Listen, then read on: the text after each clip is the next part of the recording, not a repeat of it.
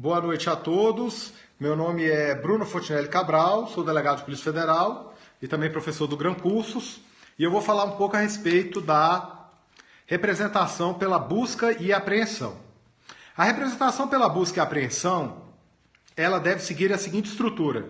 Primeiro, endereçamento, depois preâmbulo, logo em seguida, dos fatos, do direito e a conclusão. Na peça que nós vimos, o endereçamento será uma representação, o endereçamento será o excelentíssimo senhor doutor, ministro relator do Supremo Tribunal Federal. Esse será o endereçamento da peça dos senhores. Depois do endereçamento, nós temos o preâmbulo. O que vem a ser preâmbulo?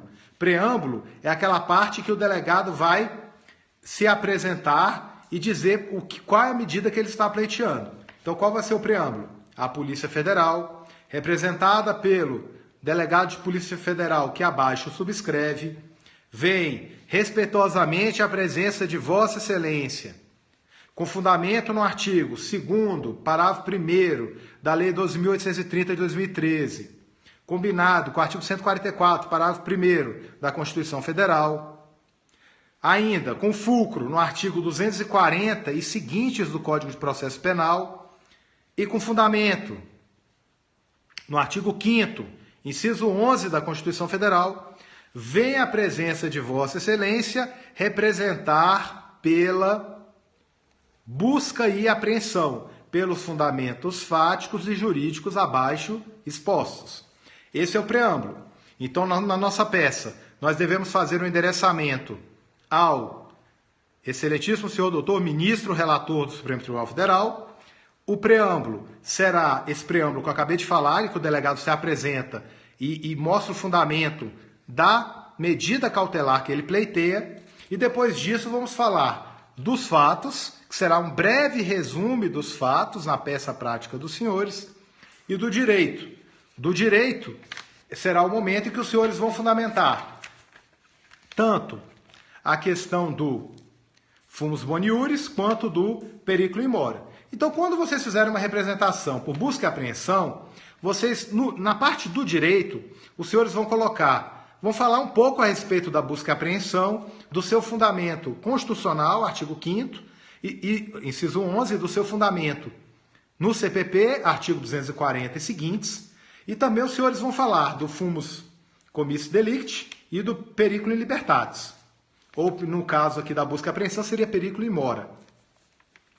Nessa parte do direito, os senhores vão fazer também vão expor a tipificação das condutas que foram encontradas nessa peça de exemplo. Então, quais foram as condutas encontradas? Corrupção ativa, corrupção passiva, também foi encontrada a conduta do artigo 96 da Lei 8666 de 93, que é o superfaturamento de qualidade na obra, e também a conduta do artigo 1º da Lei 9.613 de 98, que é a lei que trata da lavagem de dinheiro. Então, a corrupção passiva está prevista no artigo 317 do Código Penal e significa solicitar ou receber, para si ou para outrem, direto ou indiretamente, ainda que fora da função ou com ela relacionada, ou em razão dela, vantagem devida. Pena de 2 a 12 anos de reclusão seria um dos crimes relacionados. Outro crime relacionado seria o crime de corrupção ativa, previsto no artigo 333 do Código Penal, que seria oferecer ou prometer vantagem devida a funcionário público para determiná-la a praticar, omitir ou retardar ato de ofício. Também na nossa peça, nós temos o artigo 96 da Lei 8666 de 93. E nesse artigo 96 é interessante colocar que a fraude tem que ser em prejuízo da fazenda pública da licitação. Então, nesse ponto aí, a questão deveria ter deixado claro que se tratava de um aeroporto público, para deixar bastante evidente o prejuízo da administração na hipótese.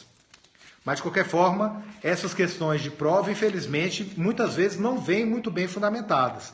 Então, precisa ter atenção dos senhores em relação a isso. E outra tipificação, a última colocada, seria do artigo 1º da Lei 9.613 de 98, que trata da questão da lavagem de dinheiro, que seria a conduta de ocultar ou dissimular a natureza, origem, localização ou disposição dos bens, direitos ou valores, direto ou indiretamente provenientes da infração penal.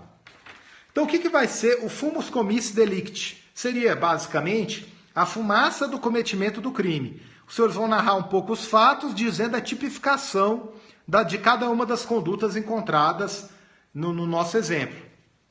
Já o periculo in mora seria o perigo da demora. Seria o quê? O risco da decisão ser tardia. Os senhores vão mostrar que, se não for concedida a representação pela busca e apreensão, pode haver o quê? O desaparecimento de provas, etc. Ou seja, há um risco da demora da concessão da busca e apreensão. E, por fim, a peça, os senhores terminam com a conclusão. E o que seria a conclusão? Conclusão, por todo exposto, o delegado de Polícia Federal representa. Lembrando sempre que o delegado de Polícia Federal, ele representa. Ele nunca requer. Ele só vai requerer, na verdade, a prorrogação de prazo. Mas, em regra, o delegado representa pelas medidas cautelares e o membro do Ministério Público requer medidas cautelares. O delegado não requer, porque o delegado não é parte na futuração penal. Então, em síntese, meus caros, esse foi o objetivo da nossa peça cautelar número 1. Estou à disposição aí para eventuais comentários. Lembre-se sempre da estrutura da representação de busca e apreensão, que ela começa com endereçamento, preâmbulo, dos fatos, do direito, conclusão. Na parte do direito, os senhores vão ter que colocar o fumus boniuris e o periculum in mora, e os senhores vão ter que fundamentar por que os senhores estão pedindo essa peça, representando pela busca e apreensão. Lembrando sempre que tem que decorar o fundamento legal da busca e apreensão, que são os artigos 240 seguintes do Código de Processo Penal e o artigo 5º, inciso 11 da Constituição Federal. Espero ter ajudado e até a próxima oportunidade.